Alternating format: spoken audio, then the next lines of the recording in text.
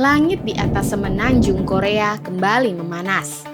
Pada Sabtu siang, 14 Maret 2026, radar militer di Korea Selatan mendeteksi sesuatu yang melesat cepat dari wilayah sekitar Pyongyang.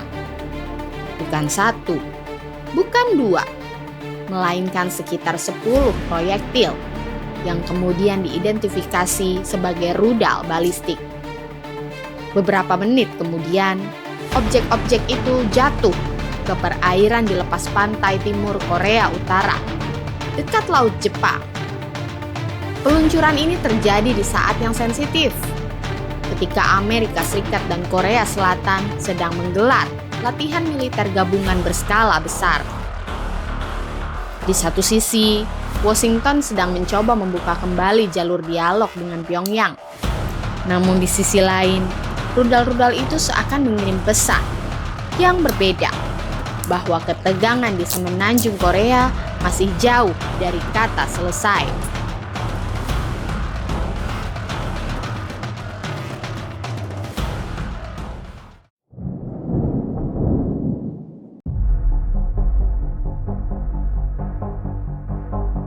Militer Korea Selatan melalui Kepala Staf Gabungan melaporkan bahwa rudal-rudal tersebut diluncurkan sekitar pukul 13.20 waktu setempat dari wilayah dekat ibu kota Pyongyang.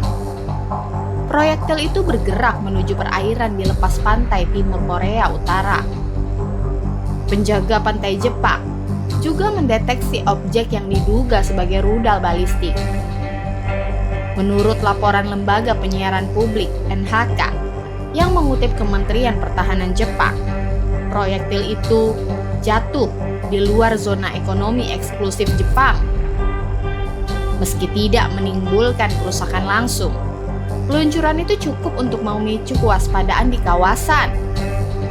Bagi Seoul dan Tokyo, setiap peluncuran rudal dari Pyongyang bukan sekedar uji coba teknis, itu adalah sinyal politik.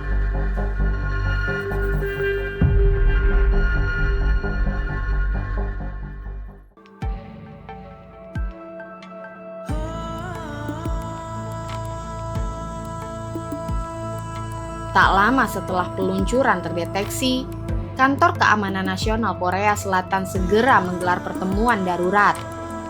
Pertemuan itu melibatkan pejabat dari Kementerian Pertahanan, Kepala Staf Gabungan, serta sejumlah lembaga keamanan utama negara tersebut.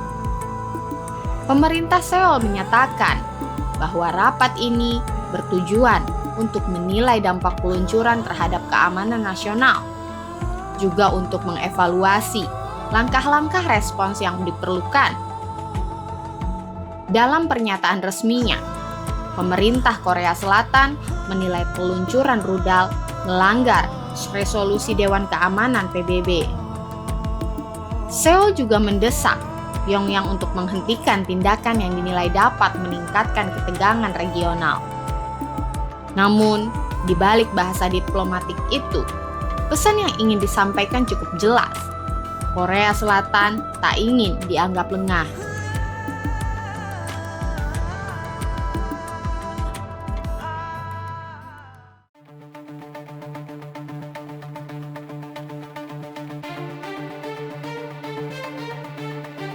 Peluncuran rudal ini terjadi hanya beberapa hari setelah Amerika Serikat dan Korea Selatan memulai latihan militer tahunan berskala besar di wilayah Korea Selatan.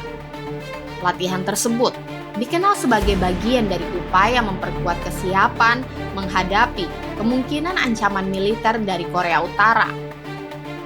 Dalam latihan pada Sabtu, ratusan tentara AS dan juga Korea Selatan melakukan simulasi penyeberangan sungai menggunakan tank tempur, kendaraan lapis baja, sebagai perlengkapan militer berat.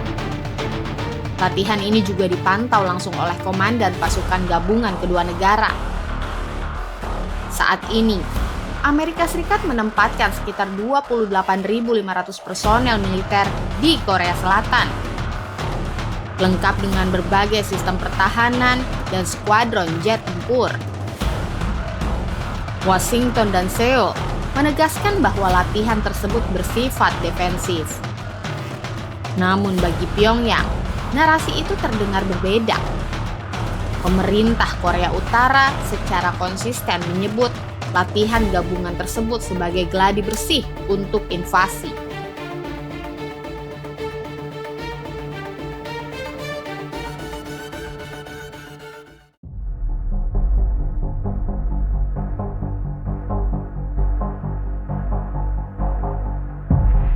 Menariknya, peluncuran rudal ini terjadi di saat muncul kembali wacana diplomasi antara Washington dan Pyongyang.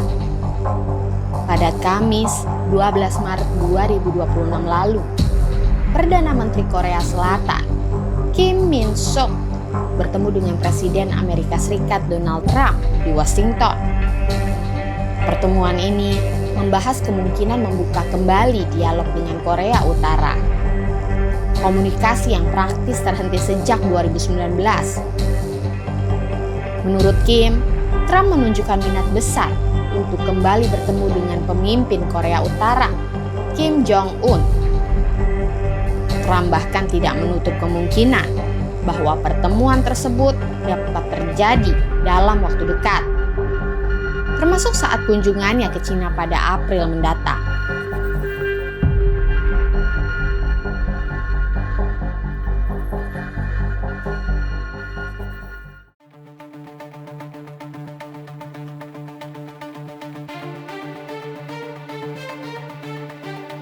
Selama lebih dari 2 dekade, Korea Utara terus mengembangkan program rudal balistik dan senjata nuklir.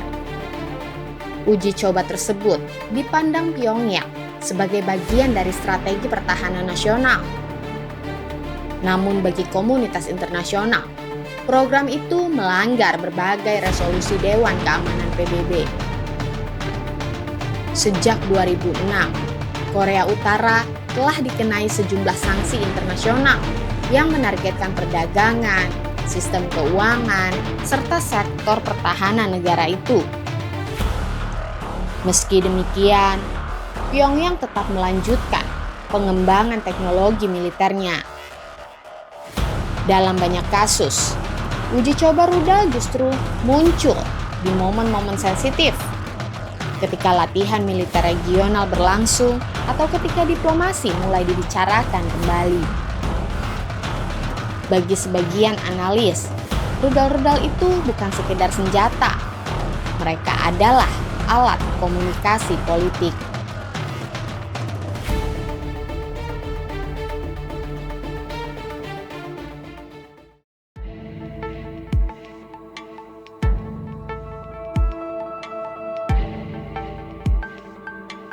Di semenanjung Korea, setiap peluncuran rudal selalu memiliki 2 makna.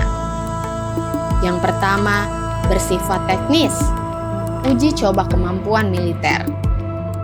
Namun yang kedua, jauh lebih politis, pesan kepada dunia. Di saat Washington berbicara tentang dialog, Pyongyang justru memilih menembakkan rudal. Seperti 2 bahasa yang berbeda dalam satu percakapan yang sama. Dan selama kedua bahasa itu belum menemukan titik temu, langit semenanjung Korea mungkin masih akan sesekali dipenuhi jejak asap rudal. Ini mengingatkan dunia bahwa perdamaian di kawasan ini masih menjadi pekerjaan yang belum selesai. Download Tribun X sekarang, menghadirkan lokal menjadi Indonesia.